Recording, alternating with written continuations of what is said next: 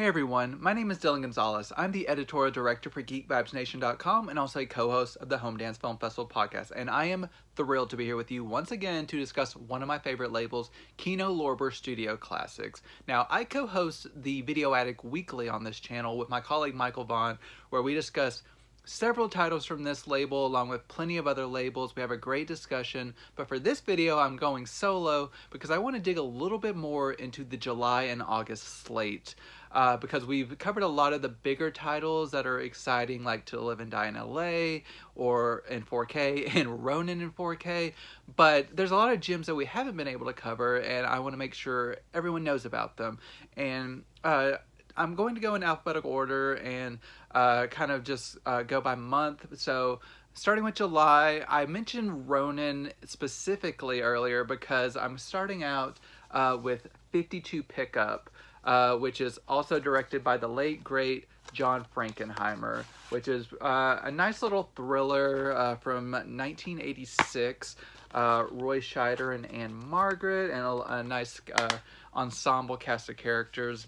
Roy plays a businessman who, of course, as all businessmen in the 80s, I guess, and beyond, he starts having an affair with a younger woman played by Kelly Preston, and some nefarious criminals learn about this and kind of videotape him and end up blackmailing him. So it ends up being this like intricate tale of blackmail where Roy's character is being blackmailed and threatened because he's like on this political campaign, and his wife eventually finds out, and she kind of gets tied up in this whole conspiracy. With the interesting thing is the nefarious criminals are a group of like pornographers, so it's like this really seedy underworld of just like sex and depravity, and it all kind of melts together into this kind of grimy neo-noir, which works pretty well. The characters aren't always likable, but the intrigue is always high. I think it works pretty well together. It's an hour and 50 minutes, but it uses its time very well. It kind of keeps chugging along, and there's some really kind of darker, kind of unsettling turns.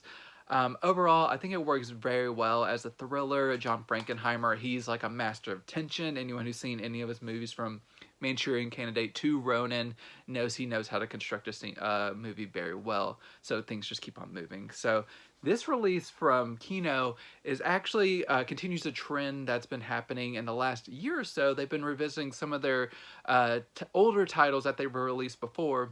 This was released, I believe, in 2015, and is now being released with a new slipcover. But not only that, it is now being released on a better optimized disc. The original disc was released on a Blu-ray 25, a single layer disc. This is being released on a Blu-ray 50. It's not been given a new restoration or anything like that, but it is giving a stronger encode, and I believe the gamma levels have been kind of evened out to when they were a little bit unnatural before.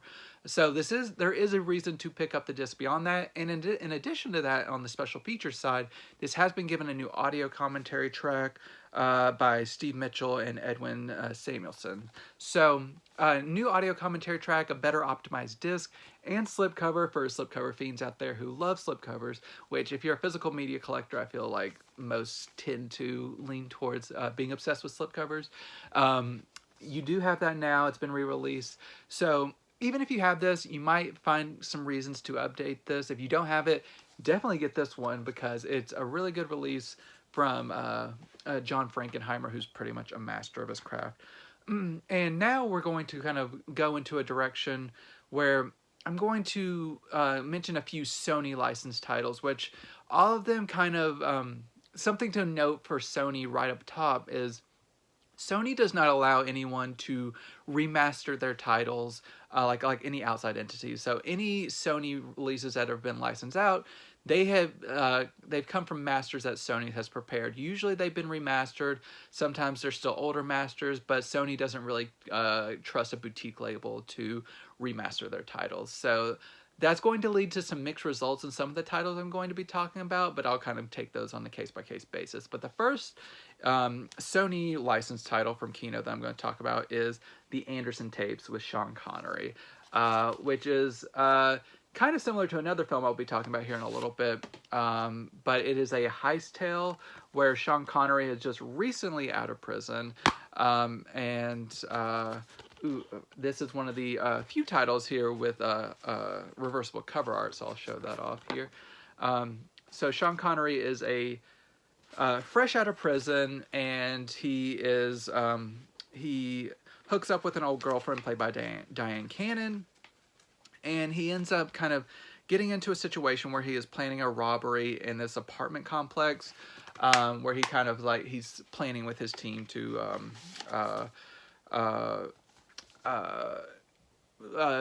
bilk all these people in this apartment complex out of their kind of earnings, and or like, it's just like a ragtag group that's kind of getting together to have a complex heist. And what is kind of the unique aspect about this is the titular Anderson tapes is all of the rooms in this complex have been bugged, so he is being recorded by the authorities, and they're kind of like gathering like evidence for this case that they're going to be building. And how this eventually ends up, it's a really interesting kind of turn at the end, which I won't spoil, but overall, Sean Connery is very charming. Everyone knows this about Sean Connery. It's a very good role for him. The heist elements are very sleek and well directed. This is directed by Sidney Lumet, who broke out with 12 Angry Men and has only like continued to churn out bangers after banger. This one I would say is lesser Lumet, but just whenever you have a career that's so high, starting out like a classic like 12 Angry Men, it's hard to keep up like that level of like undisputed classic, but this is really fun. This has been released previously as part of a 2-pack with Mill Creek. This is not, like I said, this is not going to be a new master, but I'm sure that was like on a 2-pack on a single disc. I do not have that released, but I assume this looks better. Out of the Sony licensed titles, this is one of the better looking ones. There's still some room for improvement. I wish Sony would have given this maybe like a new fresh 4K scan. That has not happened, but for anyone who's looking to own this in the best quality currently out, this looks good. It sounds nice. This does have an audio commentary track from film historian Glenn Kinney, and some trailers, but overall, if you're a Sean Connery fan, if you're a heist film fan, Anderson Tapes is a pretty solid heist movie, and overall, a pretty good release from Kino. My next title, excuse me, is a 3-pack from Audie Murphy. It's the Audie Murphy Collection, Volume 2, which has 3 titles: Sierra, Kansas City Raiders, and Destry. I'll kind of go through all those really quickly. There are 3 westerns. Sierra is a title or a movie where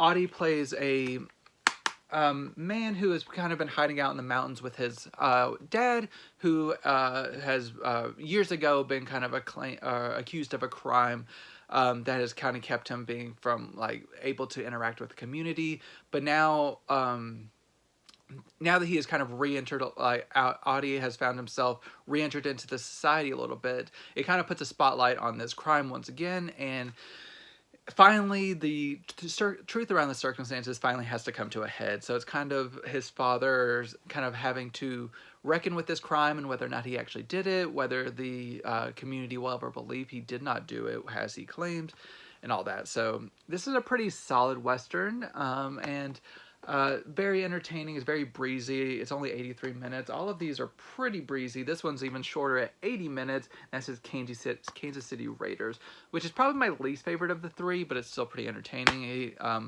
Audie Murphy plays a resistance fighter from the South who believes that he's getting in with a group of noble Confederate soldiers who wants to kind of claim Kansas for their own, but then he quickly comes to realize when he gets in with this group that they are just kind of like in it for kind of like selfish reasons, and they're kind of like pugnacious and just kind of like really deplorable. So he kind of comes to like a moral reckoning about whether what he is wanting to do is the moral choice.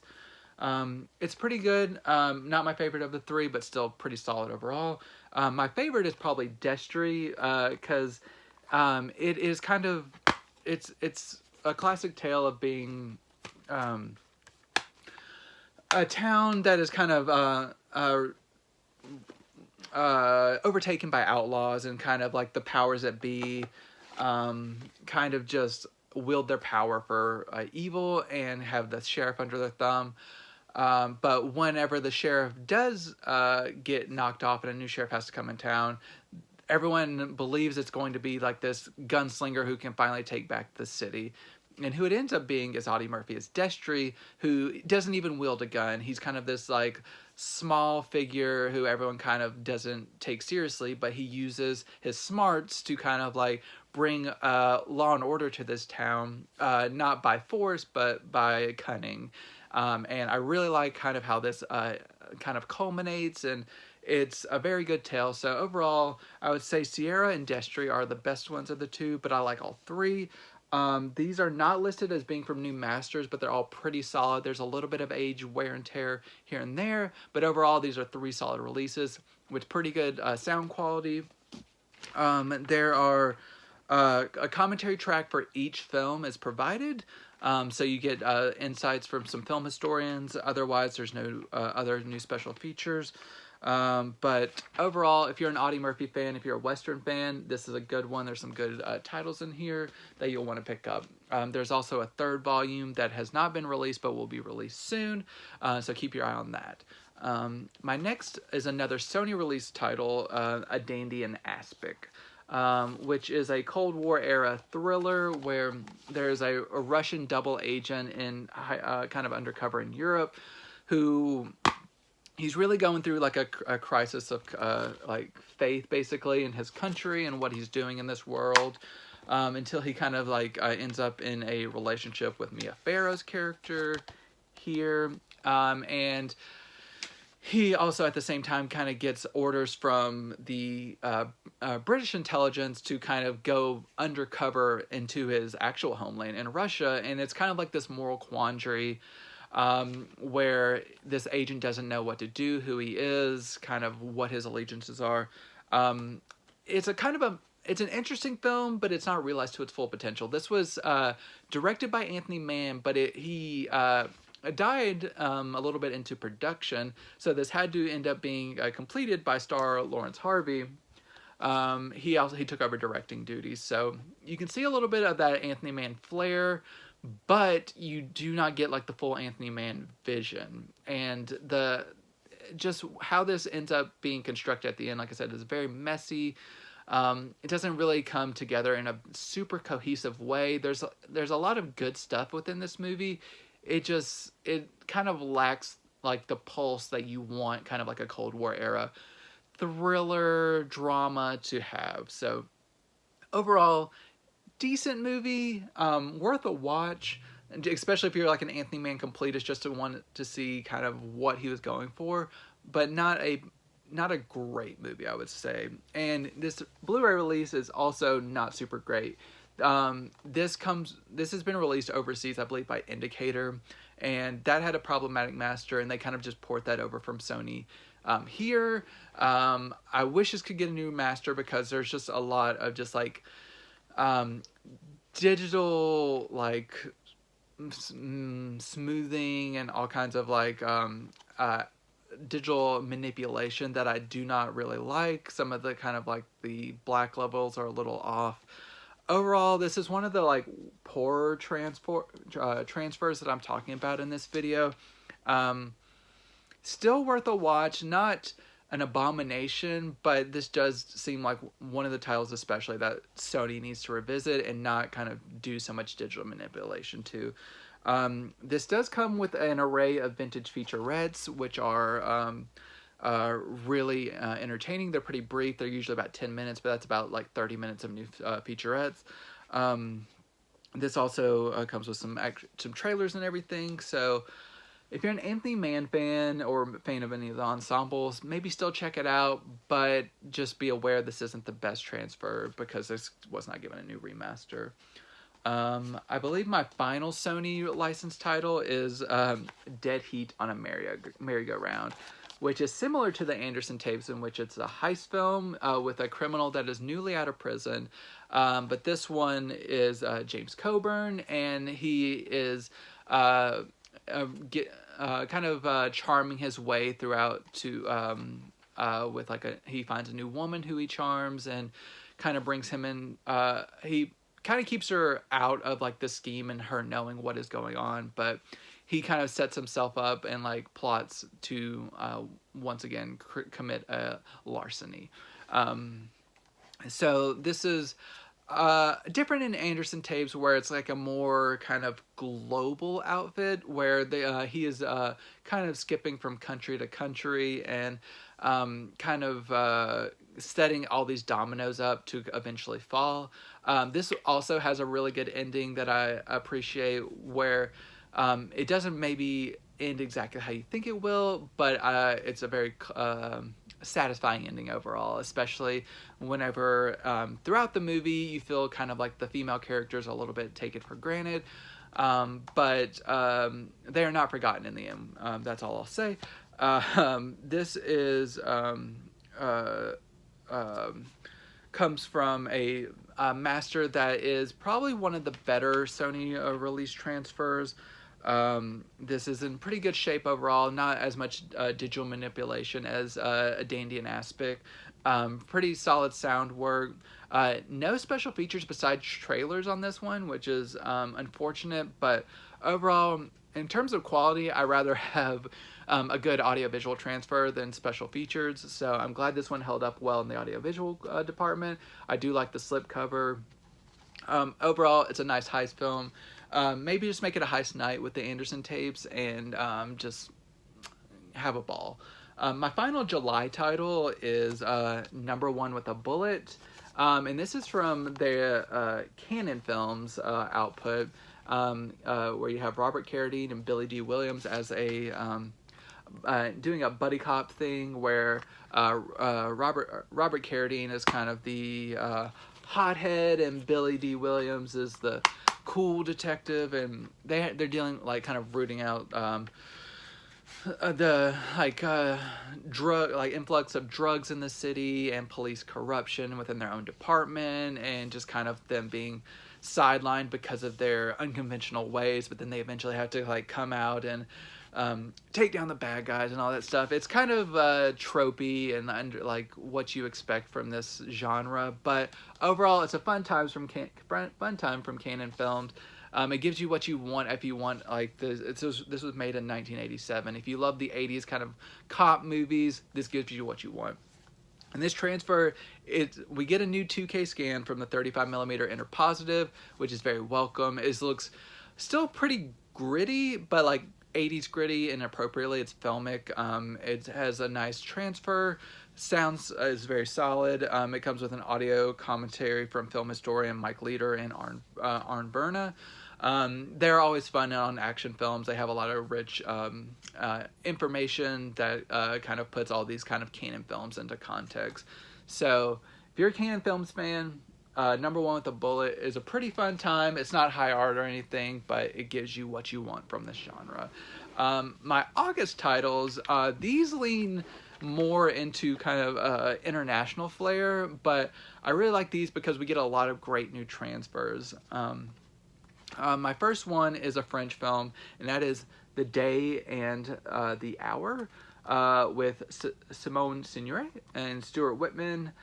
This one is mostly in French. There's some exchanges in English, but this involves it's set during World War II, where a pilot is shot down over France, and the lady played by Simone Signoret, who's a all-time great.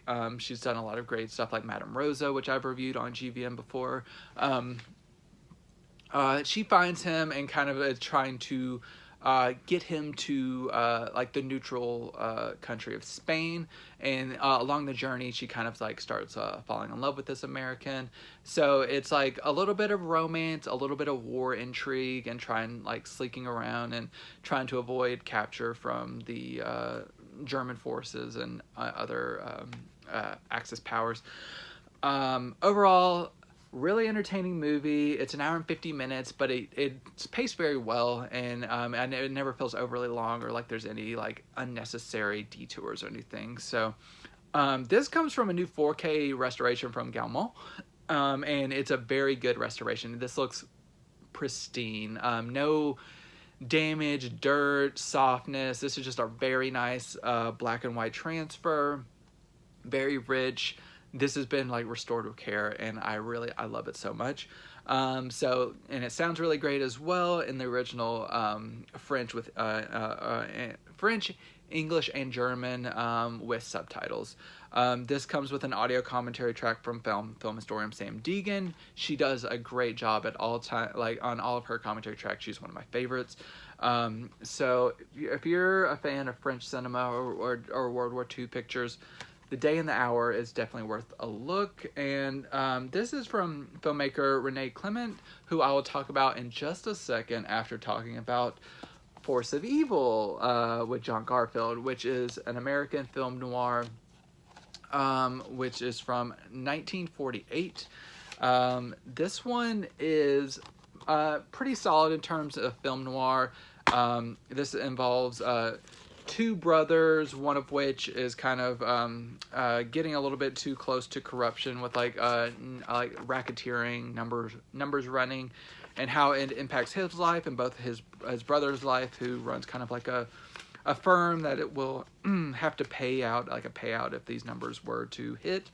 And kind of like this complexity between the brothers, what kind of dealing with issues of greed and kind of moral complexity. It's what you want from a film noir. It's 79 minutes, so it like really goes by in a flash. I really like the performance from John Garfield. The ensemble cast is really good too. They kind of pull their own. Overall, this is a solid film noir. Not one that I had really heard of before, but this must be held in high esteem because this was given a new 4K restoration by Paramount Pictures UCLA with funding from the George Lucas Family Foundation. So this has had an impeccable restoration, which looks really great, really nice natural film grain. All the damage has been cleared up. This also comes with an audio commentary track by Imogen Sarah Smith, who is also a top tier film historian, audio commentary person. Really great release overall. If you're a film noir fan, Force of Evil is a really good one to pick up. Returning to Renee Clement, this one's by far my longest film. It's an epic. It is Paris Burning. And this is, like I said, by Renee Clement, who did The Day and the Hour. And this, interestingly, has a screenplay by Francis Ford Coppola and who is the Gore Vidal. Yes. Sorry, I'm going from memory for most of this stuff. So, directed by Renee Clement, Francis Ford Coppola and Gore Vidal did the script, and this is just under 3 hours long. This is the roadshow version of the movie, but this is a World War II epic, where this is set in France, and this is settled on the French Resistance. This is pretty much like the last gasp of Hitler trying to see if see if France can be occupied, and whether or not if it can't be occupied, he wants to burn Paris to the ground. So it's kind of like this French Resistance, and kind of how all the powers that are like kind of swirled within this resistance effort. And this is very sprawling. It has a good mixture of French legends and American legends. I'm just going to kind of name off some of the people we have in here. So you have Jean-Paul Belmondo, Charles Boyer, Jean-Pierre Cassel, Alain Delon, Kirk Douglas, Glenn Ford, Anthony Perkins, Simone Signoret, Robert Stack, John Louis Trent, Orson Welles. This is insanely stacked. So whether you love the American legends or the French legends, you have a shit ton of legends. And this, you have like the intermission, you have the initial like the reprise and all this stuff. So you have the great roadshow version, great battles, good military strategy within this. Overall, solid World War II picture if you're into it. It's, like I said, it's nearly 3 hours long, but it's worth it, definitely. So this has been given a new 4K restoration of the 35 millimeter original camera negative, which was partly conducted by Francis Ford Coppola's own American Zoetrope, along with Paramount Pictures. And Francis Ford Coppola has been doing a lot of his own restorations for his movies. But I'm glad to see that you're also kind of doing some of his screenwriting work, because it worked out really well, because this is a fantastic transfer. This does come with an audio commentary track from film historians Daniel Kramer and Howard S. Berger.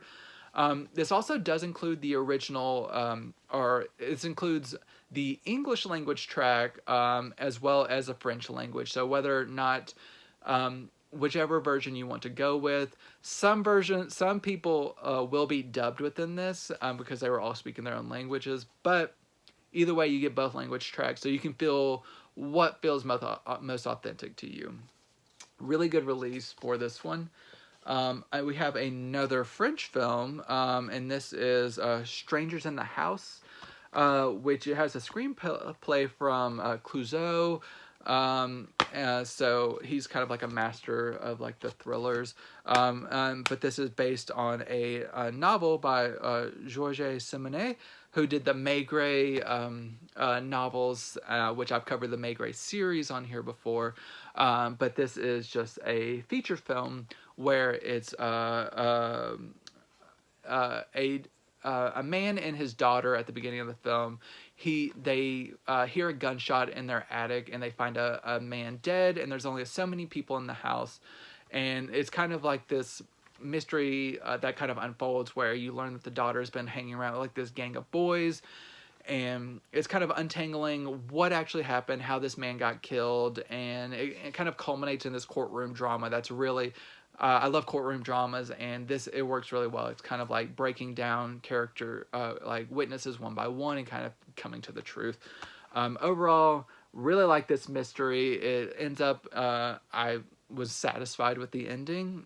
This comes with a new 2K restoration from Gaumont. It's a really solid transfer. Overall, no nicks or scratches or anything. Holds up really nice, especially being from 1942. A really nice natural film grain. Film historian Howard S. Berger and Nathaniel Topshin give a audio commentary. Other than that, no new special features, but Strangers in the House is a good mystery if you're into it. My final title is from 1969. It is a British film, 3 into 2 Won't Go. And this kind of cover art is kind of misleading. The tagline is the story of a man, a woman, and a girl who rated all her lovers in a little black book, which you feel might be it's true, but you might feel that maybe the girl who is like rating her lovers that might be more of an aspect of it, but it's not really. It involves we started with fidelity, and we're ending with fidelity. We start with a man who picks up this 19-year-old hitchhiker when he's out of town, and kind of starts talking to her on this ride, and eventually ends up sleeping with her at this hotel. And yes, she is a girl who's kind of been worldly and kind of like been exploring her sexuality with different men and kind of grading them and figuring out what she wants out of life. And in that way, it's sex positive. But it kind of devolves into some things that are not as sex positive. But he ends up seeing this girl, and he's like has an affair with her for a little bit. But then he has a wife at home, and it gets complicated whenever she shows up unannounced to his home and kind of like makes up a lie to his wife that ends up getting her living at his house, and kind of how this dynamic shifts. And this kind of seems like all kind of farcical and like it would turn into a comedy, but this is a drama, and kind of how this complex dynamics between these three characters evolves. It works pretty well. There's some aspects I do not approve of, but I mean, not just like from a moral place, but just kind of like how the narrative handles it, like on a screenplay aspect. But overall, I think it's a pretty compelling drama. There's some irritating characters, but overall, I think they're written fairly well. So if you're a fan of, if the concept intrigues you, like the complexity between like this infidelity and sexuality and all that stuff, 3 into 2 won't go. It's not like too tawdry. There's a little bit of nudity, but nothing too like extreme. It's like wouldn't receive like an X rating or anything. This has been given a new 2K master. There's still some deficiencies here and there with like nicks and scratches, but it's been cleaned up quite a bit. Overall, a solid transfer with solid audio. This does come with an audio commentary track from film historians Troy Howarth and Nathaniel Thompson, and some trailers. Overall, solid release if you enjoy it. So the August slate was especially good. July, a little bit hit or miss, but overall good. So all these titles here, what we got from July and August, definitely worth a look if you're into Kino Classics. There's some good stuff in here. I appreciate you watching this video. A lot of great titles to get through. I'll be doing another one of these in another month or two to get some more from Kino. It seems like their fall releases are kind of slowing down a little bit, but for Kino, that just means still probably double the amount of releases as other labels. But I'm looking forward to them signing some more deals, getting some more great titles out. We have a lot of great 4K titles coming out that I'm very excited about. But if you enjoyed it, please leave a comment. Let me know what you're excited to see.